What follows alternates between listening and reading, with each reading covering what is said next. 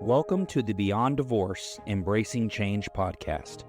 My name is Michael Flores, and I will be your host while we explore the complex journey of divorce with empathy, insight, and practical knowledge. Whether you're contemplating separation, in a divorce, or looking for support post-divorce, our episodes provide expert guidance, stories, and strategies to help you through every step of the process. We are actual therapists, helping clients who sit on our couches every day through their difficulties of divorce. You are not alone. Join us as we delve in and find solutions that give you hope again. We're glad you're here.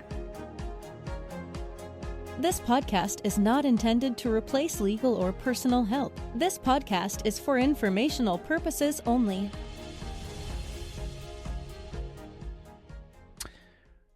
Well, first off, I want to say thank you to all you listeners that have jumped in and listened. If you have not subscribed to our podcast, I don't know what you're waiting for. Please feel free to subscribe. Give us a rating. If you find it helpful, please let us know. Send us your questions. Interact with us. Let us become more of a help to those of you that are looking for it.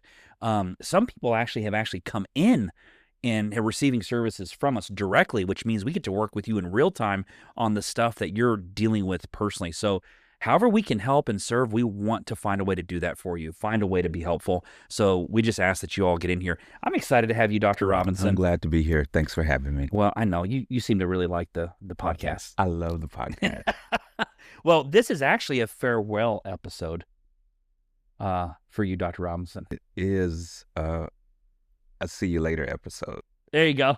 Like a legit see you later? Like a legit see you later. Okay. Yeah. I understand. Yeah, absolutely. Well, we here at Brighter Possibilities are going to miss you immensely. Absolutely. A lot of people probably, well, I think they've listened to you speak, but I will say the level of intelligence and the way that you've connected with the staff, the way that you've offered your gift of serving has just been a blessing to all the individuals that have been a part of it. And we are going to miss that immensely. Absolutely. Absolutely. So you being here and doing this episode with us, yeah, it's the old saying, it's a bittersweet. Absolutely. You know? So I would agree. I think I just want to pick your brain today really on some of the best things you can offer our listeners. And on this particular topic, since it is a divorce podcast, a Beyond Divorce and Embracing Change podcast. Yeah. I want to ask you, what is some advice that you want families to remember or think about as they go through divorce? Absolutely. Absolutely. And I'm going to answer that question. Okay. I know you will. But before I do, I want to say that I'm only as good or as great as I am because of the people who are around me. Iron sharpens iron. Yeah. And there are a lot of sharp irons in the pot that is called Brighter Possibilities. And so I had to contemplate a question in this transition, which was, what will I miss the most about leaving Brighter Possibilities? Yeah. Other than the fabulous view that I have in my office. Yeah, you got a good couple of windows in there. I mean, it's a view of the river, and then our office suite has a wonderful view of downtown Fort Worth, which is a great city, by the way. I will miss the collaboration that I have with my current coworkers, my current colleagues. I will miss the daily collaboration because I don't think that the collaboration will end. It just won't be as intense and as frequent, right, as it is now. I will miss the front office staff, the back office staff that work so diligently to help us be successful. We're not successful on our own. And so I want to say that this is a great group and a great opportunity to serve and do what we do. So you're basically saying you're not leaving because of us. I am not leaving because of you. I just threw you right on the spot, didn't I? I am not leaving because of you. No, I know. And One thing that you do extremely well, Jacobie, and I have to say that I've been saying this on the podcast too, is transparency. Is you've always been very transparent with us about the things you love, the things that are helpful to you, your plans, your goals. Absolutely. And it's made my job as a director much easier on how to help you. Absolutely. And I appreciate that. And how to help others. And I thank you for that, because I'm only as good as the team that we create around us also, right? It's like a good visual of a good team, I think, is the people in those rowboats. Yeah. With those paddles, how they all move so seamlessly. Yeah. Right? But there's someone in charge in there. Absolutely. In that boat. Absolutely. But they all move together. As you mentioned that, and I got to get back to your question. Oh, yes, sir. But as you mentioned that, recently I was in a men's conference. Okay. And the speaker made a statement along the lines of what you're saying. Really? He talked about a trip that he had taken. I don't remember the country. I don't remember the waters that they were in, but they were all in rowboats. And it was dark. And the leader of the boat that was guiding the tour said to the participants, "You will not row in front of me. You will not row beside me. You will row behind me." And the speaker was like, okay, all right, we got a leader here. And he said once they began to navigate through the darkness, he was so glad that he followed the instruction of the leader, because the leader was the only one who had the light on his head, and he was the only one who was familiar with the territory about where they were going. Wow. Right? That goes back to Christ being the light. Absolutely. Who are we following here? Who are we following here? And that is a sentiment as to why I know that this transition will be successful for both of us, because I believe you follow the light of Jesus. Mm. I also follow the light of Jesus, and we know that this is a calling. So while it is painful for you and I to have this separation, if you will, I think in the end, it will not be a pain without gain. Oh, yeah. No doubt. No doubt. And I know that the way that you've served and continue to serve, that you will make that difference with the people you're serving in a different capacity. Absolutely. So I know that for sure. Absolutely. Absolutely. So what do you want to tell these families that are going through divorce? What do you want to leave them with? Yeah, I want them to know that that as devastating as divorce can be, and in some instances as freeing as divorce can be, I think that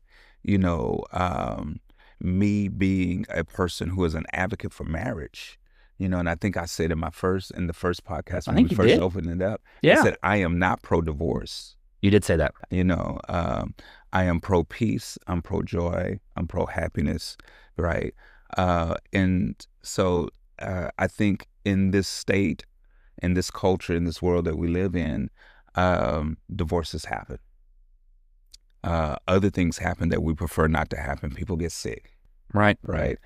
People lose their jobs. Companies fail. All these horrible things happen. And what I want someone who's going through divorce to know is that thing happening, this divorce happening, does not have to define your life. It does not have to define who you are. It does not have to define how you choose to see yourself and present yourself to the rest of the world. How do you show up to your children in the face of this divorce? How do you show up on your job, in your career, in the face of this divorce? How do you show up to your community? How do you choose to present yourself in the face of this divorce? Yeah. Do you lead with, "Hi, my name is Jacobie, I'm divorced"? Well, that wouldn't be true. Right? It wouldn't be true. No. Yeah. But does it become part of your identity? It doesn't become part of your identity. Your identity is beyond the divorce. Did you just plug in the name of this podcast? I did, intentionally. I know you did. So leaving people with, don't let the tragedy, yes, or the newness, or even the triumph, of the divorce, change, right? Yeah, be your identity. Yeah. Paul said it this way. I think it was Paul who said it. He said, and I'm going to have to paraphrase because I love the way he says it. He's amazing. I know in the Old Testament, in the New Testament, but in part of the Acts, right? Right, in the King James Version. Yeah. Well, no, this is one of the letters. I'm going to say it's one of the letters to the Thessalonians that he says this to, I think. So all you theologians and scholars, Bible scholars, you can correct me on this. I stand to be corrected. They're going to DM us, though. It's I found it. But Paul said it. But Paul said it. What he said?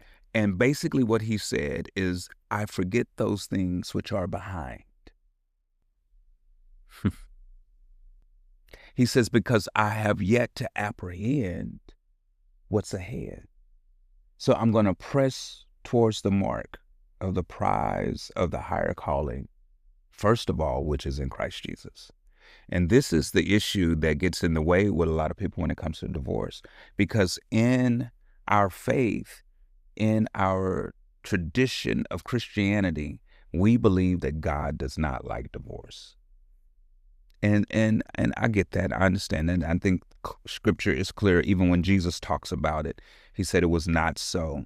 But because, and look at what Scripture says. It says, because of the hardness of men, he permitted Moses to allow there to be a certificate of divorcement. And when you unpack that passage of Scripture a little bit more and you go a little bit deeper, it goes deeper than just because of the hardness of men. It goes to the point of the fallen state of this world. We are all subject to the fallen state of this world, and we're impacted by it. But that's the beauty of the cross. That's the beauty of Jesus. He redeems us from that fallen state. Yeah, and in one of the questions I was going to ask you here is common mistakes that parents make. Do you suppose that the common mistake that parents are making based on that statement is they harden their heart? Oh, absolutely. I would say absolutely. They build a grudge, right? And so whenever I think of the term hardened heart and I think about the Bible, my mind always goes back to Pharaoh. Okay. Because that's typically when we hear a hard heart, and we also hear it when transformation takes place, and Scripture says that God will replace our hard heart, our heart of stone, with a heart of flesh, which is a heart that's flexible and pliable, right? Yeah. And so divorce has the potential to create hard hearts of stone, where they're unforgiving. And parents will struggle to recognize that their hard heart has a negative impact on their children. So is that something you want parents to understand? I want parents to understand that. And I need to go a little round deeper. Okay, go ahead. Because a hard heart having a negative impact on the child is hard to discern when the child is loving the parent with the hard heart so well. What does that mean? What that means is I'm loving my parent with the hard heart because I feel like that's what they need. They need for me to be mad at the other parent as well. Oh, jeez. Which isn't love. Which isn't love. I had an experience recently where slowly we're unraveling the enmeshment and codependency that occurs in divorce between a child and a parent with a hard heart. And what the situation was is that the kid did not want to go visit dad during the weekend that the kid was supposed to go visit. And so so we're working towards what's in the way of that, what's really in the way. And the thing that the kid identified that was in the way was past experiences. And so the dad was saying, those experiences were not acceptable. They were not okay. Meaning what? Meaning, I'm sorry. I should not have done that. Oh, okay. He was basically saying it shouldn't have happened. Okay. And I need for you to see the change that has occurred. Yeah.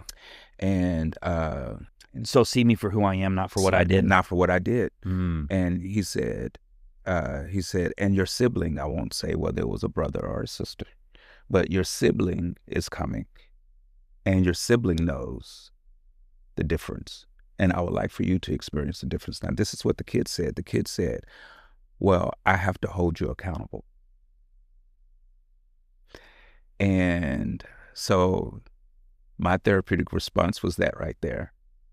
And I said, yeah, I think accountability has a role. I said, but I wonder if it's your role. Making him question, like, accountability has its place, but is it your place to... Yeah. And I think that that's what has happened, is that a lot of times when parents get hard hearts, they change the role of their children. Wow.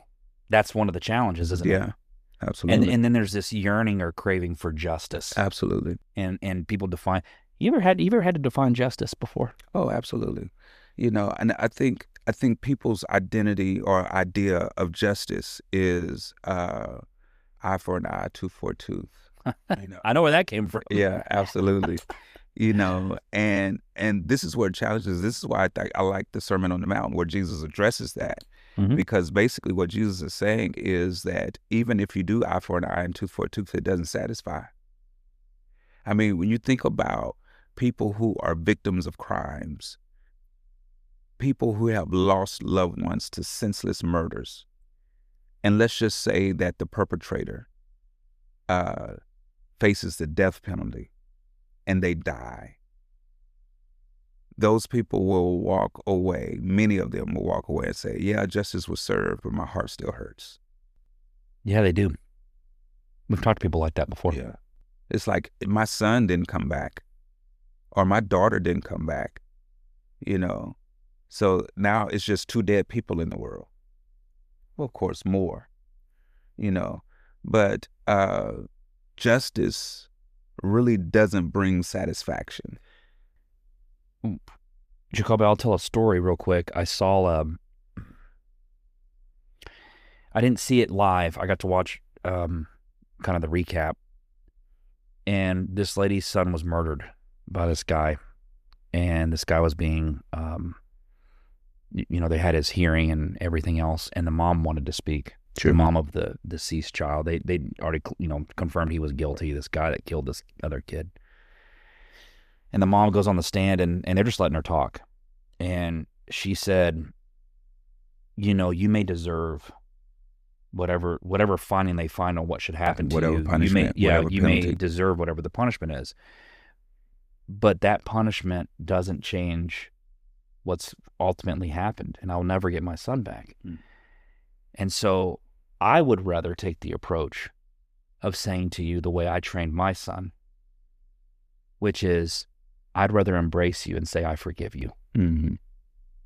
And as hard as that is for me to say, knowing I will never have my son on earth again, sure, I want you to know that I forgive you. Yeah. And I want you to find peace in yourself. Absolutely. And the man sitting there, he's crying at this point. He just couldn't believe that this woman could forgive him for what he had done. Right. So this dude gets out, like on parole, and he knocks on her door. Now you're thinking maybe he's going to do something to the woman, right? Well, he knocks on the door, and he looks at the woman and he says, I can never give back to you what I took. And so I'm asking you to take me as your son. He wanted this woman to basically adopt. He had his own mother, of course, but become like an adoptive mom to him. And he says, and I want to do what your son would have done. Like, he would mow her grass and he would do things like her son would do for her. And she would have him over for Thanksgiving. This is the man that killed her son. He would have Thanksgiving with him. He'd come over, and they developed this relationship that's unfathomable for most of us. Absolutely. And I'm sitting here going, there's a place for grace. Right. And there's a place for forgiveness. And I think it starts grace, and then grace leads to forgiveness. And then forgiveness is the end-all, be-all of, you may not deserve this, but I'm giving to you anyway. So as you tell that story, and I've heard one other story, maybe 2 other stories very similar to that, not exactly the same, but similar, where there's forgiveness and there's grace that has taken place, right? When you tell that story, the thing that comes to mind is all of the encounters that I've had where people are wanting to set these hard boundaries with their parents. In divorce, you mean? In divorce, Mm-hmm. or when they're struggling with forgiveness. See, like this is very unique because these are strangers. This woman and this man, they're strangers. They don't know each other, right? She didn't know him at all. All she knew is that he killed her son. He killed her son. That's it. You know, it gets real different when this is the person that birthed you. This is the person that raised you. This is the person that cultivated a relationship with you, that taught you something. Maybe not everything you know, but they taught you something. Whether they intentionally taught it to you, set you down and lectured you, or whether they taught you by example of how they lived and what they did. They sowed some sort of seed into your heart, into your life. And when they break the trust, violate the confidence of the relationship, it is very difficult for them to heal. Wow. And one question that was posed to me one time was, when is it okay to shut your parents out of your life? Ooh, I want to hear this one. And I thought, why would you want to do that? I said, what's the motivation behind the question? Before I answer it, what's the motivation behind the question? And the story just goes on and on and on about what the parent did. I said, it sounds like to me you're trying to punish your parent. Doesn't sound like to me that you're trying to heal. Oh, but I am trying to heal. And I said, well, how is the punishment healing? How's punishing them healing you? Yes, exactly. Did they answer? They struggled with the answer. Oh yeah, I bet. They struggled with the answer. And I said, the reality of it is, I said, if the parent is continuing to hurt you, now these are adults, but if the parent is continuing to hurt you, yes, it is appropriate to set boundaries. I said. But what are boundaries? Yeah. So boundaries, and this is the thing about boundaries. You know, I hear people say all the time, like, they just keep violating my boundaries. I was like, because they're not theirs. Like, of course they're going to violate your boundaries because they're not their boundaries. Boundaries are for you. Boundaries are for you. Oh, we're going to miss you, Dr. Ross. Look here. You can put a no trespassing sign up all day long. No trespassing. It's up. That's my boundary. Don't trespass. Yeah, you can put a no trespassing sign up all day long. It does not stop people from crossing the fence. Because if they see something over there that they want, the first time, and I'm going to share the story, the first time I ever saw a no trespassing sign, I had no idea what it was. I didn't know what it meant. I was a little kid. It was, I was in the country. My grandfather owned, we lived in the country. He had a house on 4 acres. And then across the street, he had 113 acres. Oh, wow. Right. And so there was a little lane down the road that we used to use to go up the lane. We used to call it up the lane, but they called it Murphy's Lane. And where my grandfather's property was, across the street was another gentleman, Chad Harrell. His name just came to mind like that, owned the property across the street on the lane. And Chad Harrell had a gate. And on that gate, it said no trespassing. And so, and we used to go over there all the time. He had cows. He had a lake, a little pond. Yeah. And we used to just go over there and play because his field was just kind of wide open, you know. And just sometimes you get tired of the field you're playing in and you want to go play in somebody else's field. And so one day, I said, what does that mean? No trespassing. And I was with my grandfather. He says, it means you can't go over there. I said, oh. I said, I guess we're breaking the law because we go over there all the time. And then this is what he said to me. Because my cousin, well, he didn't say it. My cousin said it. He said, it's okay because we've had permission. We talked to him. He already said it's okay for us to go over there. And this was the thing. Chad Harrell made a decision about who could come in and who couldn't. So the no trespassing sign wasn't really for me and to keep everybody out. It was really for Chad Harrell to manage. To decide who could come in. To decide who can come in. Wow. And so this is the thing. Like, I never saw Chad Harrell come across the street. Every time I saw Chad Harrell, he was going inside his property, managing his property, managing what was on the other side of the no trespassing sign. A boundary is a place you put within yourself. Absolutely. It's a rule you give yourself. Like if I say one of my boundaries is I don't let people yell at me, what you're really saying is when people choose to yell, I decide to stop the conversation. I stop me from conversing. That's a boundary. Absolutely. Not you tell them you're not respecting my boundary because you're yelling at me. That's Absolutely. not a boundary. That's a request. Absolutely. Yeah. So now I go back to forgive us our trespasses. Mm. Forgive us for when we went to the other side that we weren't supposed to go to. Absolutely. As we forgive those who trespass against us. Bingo. Absolutely. That's good. Absolutely. Well, let's get into that. And the reality of it is these boundaries are really designed to bring awareness. Mm-hmm. I mean, because boundaries... Should divorced families have boundaries? Absolutely they should. They should, but they should be clearly defined. They should be... a boundary should be how to let someone in versus how to keep them out. Yeah. Yeah, because I'm looking out the window right now, right? And we have these boundaries that we're looking at. All the boundaries really do is just to mark and guide how to get into that parking lot across the street. Because at the end of the day, I'm looking at these two trucks. One is a Tundra, one is a GMC Sierra. Okay, I'm looking at them, and they're parked in front of the fence there, and it's a relatively low fence. Right. Those trucks, either one of them, could drive across that fence if they wanted to. Oh yeah, easily. Actually, on this side, they no doubt. Now, granted, because the fence is a low fence and it's a metal fence, some damage is going to occur if they attempt it. If they attempt it, they may be successful in getting over, but not without causing some sort of damage. It can be minor damage where they just leave tire marks on the fence, or it could be great damage where they tear the fence up or even tear up the truck. So when we trespass, we can create damage. We can cause harm. We can cause pain. We can cause damage. Sometimes the damage is irreparable, but it doesn't necessarily mean that it has to stop you. That's it. Beyond divorce, embracing change, setting healthy boundaries, getting a clear understanding of what those boundaries are and how to live within those boundaries. And you're right. It's not about stopping. It's about how do you come in. Oh, we're going to miss your conversations. Can you tell people what you're moving on to now? Sure. I'm happy to do that.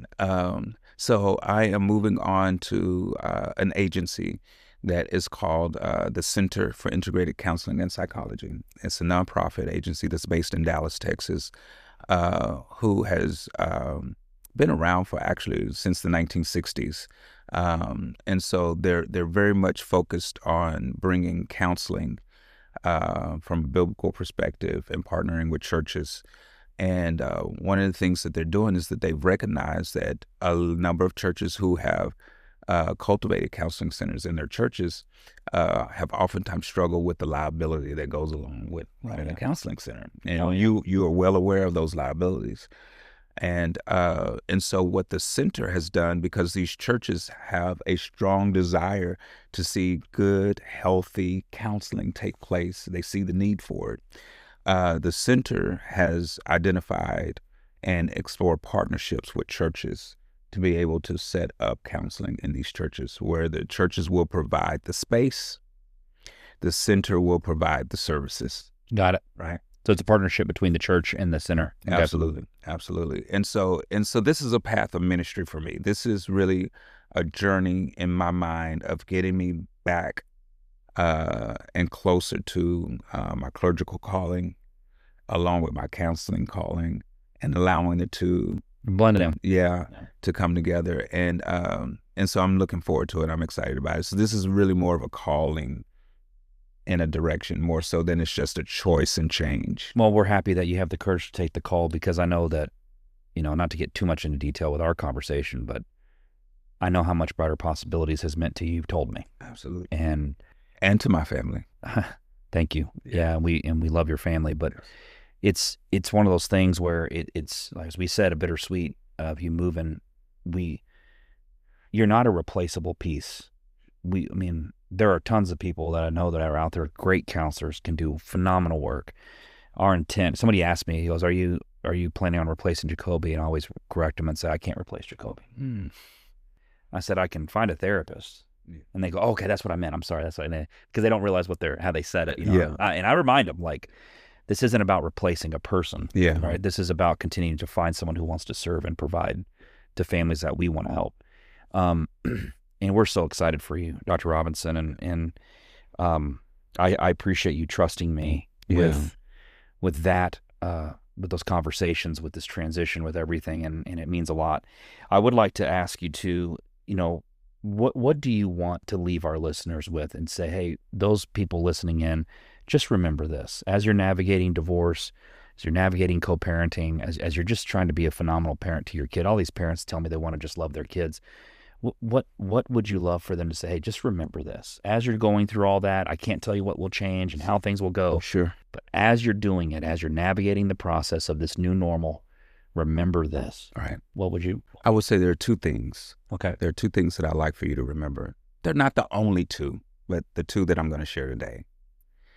One is that you deserve and you are worthy of having peace. That's one. Two, you can have peace without robbing the peace of someone else.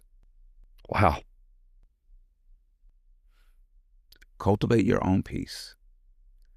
What I mean by that is that I think that a lot of the challenges that we see in navigating divorce is that we tend to seek satisfaction in someone else's dissatisfaction. Yeah. Sure does feel that way. Right. And so, and I would love for, it's particularly the adults, right? And the children, they will pick an adult and choose to follow, Yeah. But particularly the adults, is to see the other person satisfied and at peace just infuriates. It's like they don't deserve it. They were so wrong. They did me wrong. And they said they were sorry, but I don't think that they mean it. Whether they meant it or not, how can you have peace? Because what that means when you're still holding on to it is that you are more focused. You have given them your power, right? You have given them your power. You no longer have the power to cultivate your own peace because you've given it to them. Because the peace I want is now dependent upon what's happening to them. That's not peace. That's not peace at all. And I think if you want progress, you have to go through peace. Absolutely. Yeah. Absolutely. Peace and progress are like cousins, aren't they? You will progress immensely when you can find peace, and peace can't be subject to the other party. Yeah. And so this is the thing. He will keep you in perfect peace if you keep your mind stayed on him. And he provides a peace that surpasses all understanding. So what that means is that in the midst of this tumultuous experience, in the midst of the divorce, God can give me peace that doesn't match my circumstance. I think the thing I would tell our listeners is you have to be open to accepting the peace that you can't see. Absolutely. I love that. Just because you can't see it, it doesn't mean it's not there. And just because it's not offered to you the way that you expect it, doesn't mean it doesn't exist. You've got to be willing to have the courage to embrace the peace that is presented to you without it looking the way you had hoped. Absolutely. Yeah. Absolutely. Okay. Yeah. I say I learned from you. Yeah. I'm learning. Okay. It reminds me of something, right? I know we're over time, but it reminds me of something that I shared when I was teaching. I was a professor at the King's University. And one of the things that was a struggle for me was really kind of getting my ducks in the row. Mm-hmm. And like, I do want excellence. I do want fairness. I want wellness, but also, flexibility will allow it. If we're too rigid, right, we break. That's why trees have to do this and wind. Otherwise they snap. That's right. And so if you think about that mentally, if I'm too rigid mentally, You're going to snap. I'm going to snap. Crackle and pop. Yep. That's what I'm going to miss. That stuff. Faith and flexibility. Faith and flexibility. Leave them with that. Faith and flexibility. That's what I'm talking about. For those of you here, thank you so much for being here. If you haven't already subscribed, as I said earlier in this podcast, please do so. Please give us some feedback. The goal is really to get this out to as many people as possible. We want people to hear this. We want feedback. We want to continue to serve and help because it's what we do here at Brighter Possibilities. So thank you for being here, Absolutely. Dr. Robinson. This isn't goodbye. This is until next time. Till next time. Okay. Right. I appreciate the mutual trust. Well, why would we have it any other way? Otherwise, it wouldn't work. Bingo. We would not have been as successful as we were. I agree. Thank you for being here. Keep moving forward, everyone.